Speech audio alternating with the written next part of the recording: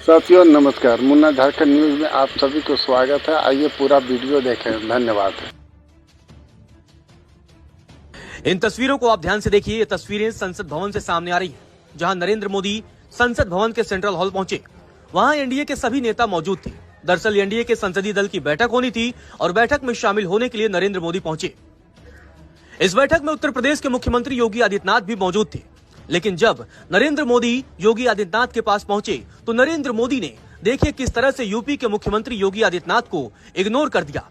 इन तस्वीरों को एक बार आप फिर से देखिए कि किस तरह से नरेंद्र मोदी ने यूपी के मुख्यमंत्री योगी आदित्यनाथ को इग्नोर कर दिया। दरअसल एनडीए के संसदीय दल की बैठक में शामिल होने के लिए नरेंद्र मोदी संसद के सेंट्रल हॉल पहुंचे। नरेंद्र मोदी ने वहां मौजूद सभी नेताओं का हाथ जोड़कर अभिवादन किया। लेकिन जैसे ही नरेंद्र मोदी योगी आदित्यनाथ के पास पहुंचे तो उन्होंने योगी की तरफ देखा भी नहीं और वहां बगल में मौजूद नितिन गडकरी को हाथ जोड़कर चले गए। जिसके बाद से सियासी गलियारों में चर्चा का बाजार गर्म हो गया है कि क्या नरेंद्र मोदी यूपी के मुख्यमंत्री योगी आदित्यनाथ से नाराज हो गए हैं और क्या अरविंद केजरीवाल की भविष्यवाणी सही साबित होने वाली है। क्योंकि जिस तरह से उत्तर प्रदेश में भारतीय जनता पार्टी का प्रदर्शन रहा है उसके बाद से इस बात से इनकार नहीं किया जा सकता है कि नरेंद्र मोदी यूपी के बीजेपी नेताओं से नाराज हो सकते हैं। उत्तर प्रदेश के तमाम रैलियों में नरेंद्र मोदी ने योगी आदित्यनाथ की जमकर तारीफ की थी, योगी की कानून व्यवस्था की जमकर तारीफ की थी। लेकिन जब चुनावी नतीजे आए तो यूपी में भारतीय जनता पार्टी को सबसे ज्यादा नुकसान हुआ। 2014 और 2019 के मुकाबले बीजेपी को यूपी में ही सबसे बड़ा खामियाजा भुगतना पड़ा। उत्तर प्रदेश में भारतीय जनता पार्टी को महज 33 सीटों पर सफलता मिली, जबकि उसके चिर प्रतिद्वंदी समाजवादी पार्टी ने 6 सीटों पर जीत हासिल की। 37 सीटों पर जीत हासिल की। वहीं कांग्रेस ने कुल 6 सीटों पर जीत हासिल की। 2019 के मुकाबले भारतीय जनता पार्टी को यूपी में बड़ी संख्या में सीटों का नुकसान हुआ। 2019 में यूपी में बीजेपी ने जहां 62 सीटों पर सफलता हासिल की थी तो 2024 में ये आंकड़ा घटकर महज 33 सीटों पर ही सिमट गया। गौरतलब है नरेंद्र मोदी को प्रधानमंत्री चुनने के लिए एनडीए के संसदीय दल का बैठक का आयोजन किया गया। इस बैठक में शामिल होने के लिए बीजेपी शासित राज्यों के सभी मुख्यमंत्री भी पहुंचे थे। लेकिन संसद भवन में जब नरेंद्र मोदी पहुंचे तो जिस तरह से उन्होंने योगी को इग्नोर किया है उसके बाद से सियासी बाजार गर्म हो गया है। नमस्कार, मैं हूं मानक गुप्ता। अगर आपको हमारा ये वीडियो पसंद आया हो तो इसे लाइक और शेयर जरूर करें और हाँ, हमें सब्सक्राइब और फॉलो करना ना भूलें ताकि आप देश और दुनिया की कोई खबर मिस ना करें। तो जुड़े रहिए हमारे साथ और देखते रहिए न्यूज़ 24। मैं नरेंद्र दामोदर दास मोदी ईश्वर की शपथ लेता हूं कि मैं विधि द्वारा स्थापित भारत के संविधान के प्रति सच्ची श्रद्धा और निष्ठा रखूंगा। मैं भारत की प्रभुता और अखंडता अक्षुण्ण रखूंगा।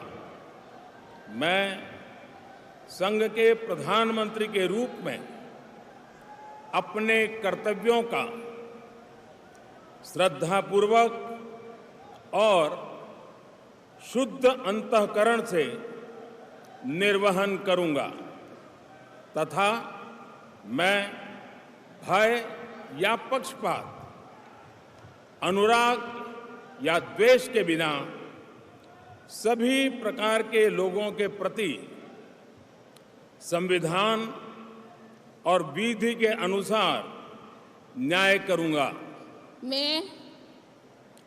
मैं नरेंद्र दामोदर दास मोदी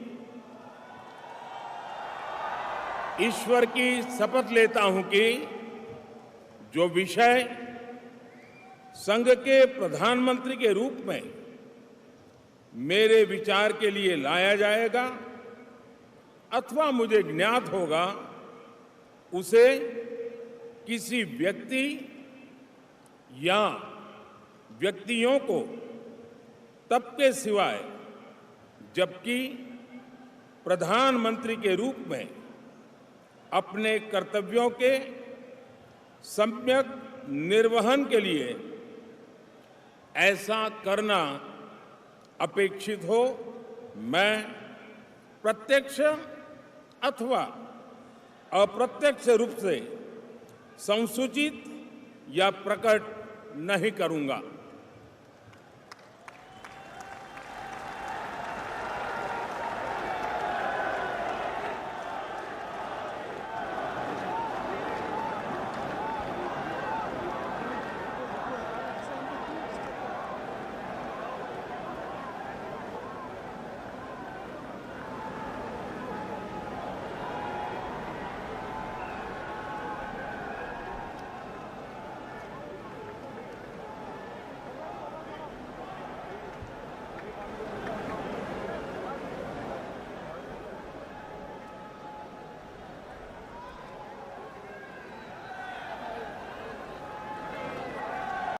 मैं अन्नपूर्णा देवी ईश्वर की शपथ लेती हूँ कि मैं विधि द्वारा स्थापित भारत के संविधान के प्रति सच्ची श्रद्धा और निष्ठा रखूंगी।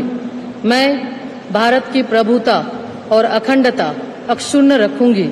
मैं संघ के मंत्री के रूप में अपने कर्तव्यों का श्रद्धापूर्वक और शुद्ध अंतःकरण से निर्वहन करूंगी तथा मैं भय या पक्षपात, अनुराग या द्वेष के बिना सभी प्रकार के लोगों के प्रति संविधान और विधि के अनुसार न्याय करूंगी।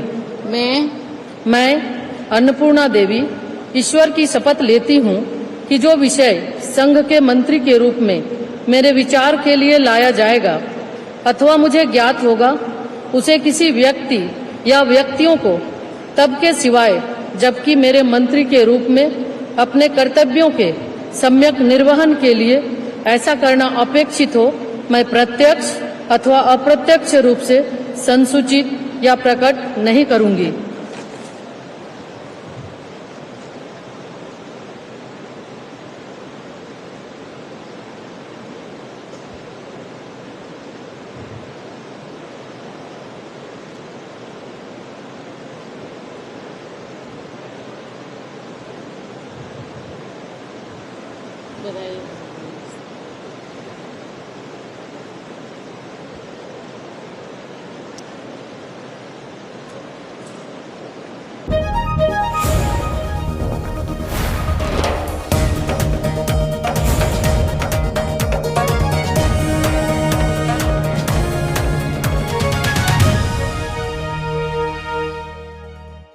मैं 35 साल की हूँ। मैं कब से इंतजार कर रही हूँ, अब दूंगी, अब होगा, कब होगा एग्जाम। ये 4 साल पे अध्यक्ष महोदय जी से बोलिए, वो आए आश्वासन दे हम लोग को। हम लोग एग्जाम देंगे, दोबारा एग्जाम देंगे। हम लोग मेहनत करेंगे, दोबारा से मेहनत करेंगे। हम लोग दोबारा मेहनत करेंगे। हम लोग कर्म करने के लिए तैयार हैं, लेकिन हम लोग धारली बर्दाश्त नहीं करेंगे। अब नहीं करेंगे बर्दाश्त, धारली बर्दाश्त नहीं करेंगे। आप यूपीएससी का पैटर्न फॉलो करिए, अमेरिका से पेपर मंगवाइए। आप जैसा पैटर्न करेंगे हम लोग को कोई आपत्ति नहीं है, लेकिन हम लोग धारली बर्दाश्त नहीं करेंगे। उनसे बोलिए आए, आश्वासन दे सबको। हम लोग बहुत डिस्टर्ब है, बीपी लो चल रहा है, जब से पेपर हुआ है बहुत परेशान है हम लोग। आप बोलिए माननीय अध्यक्ष जी से, बहुत तकलीफ में हम लोग का पूरा जीवन टिका है इस एग्जाम से। योगी जी से कहते हैं कि आप बहुत न्याय निष्पक्ष न्याय करते हैं, हम लोग की न्याय करिए, हम लोग के साथ आप न्याय करिए। हम लोग बहुत तकलीफ में है, कितने लोग की जिंदगी बर्बाद हो रही है। कब तक हम लोग के पेरेंट्स देंगे पैसा? एक स्टूडेंट घर में रूम में किस तरह प्रयागराज में रहता है, कैसे रहता है? आप बोलिए, अब कुछ नहीं कहना। योगी जी हम लोग की बात सुनेंगे, क्योंकि वो हम लोग के लिए ही है ना, वो न्याय के लिए ही है। बहुत सारे परीक्षार्थी ऐसे हैं जो इस समय आप देख सकते हैं कि उनकी आंखों में आंसू है। मैं चिराग पासवान ईश्वर की शपथ लेता हूं कि मैं विधि द्वारा स्थापित भारत के संविधान के प्रति सच्ची श्रद्धा और निष्ठा रखूंगा। मैं भारत की प्रभुता और अखंडता अक्षुण्ण रखूंगा। मैं संघ के मंत्री के रूप में अपने कर्तव्यों का श्रद्धा पूर्वक और शुद्ध अंतःकरण से निर्वहन करूंगा तथा मैं भय या पक्षपात, अनुराग या द्वेष के बिना सभी प्रकार के लोगों के प्रति संविधान और विधि के अनुसार न्याय करूंगा।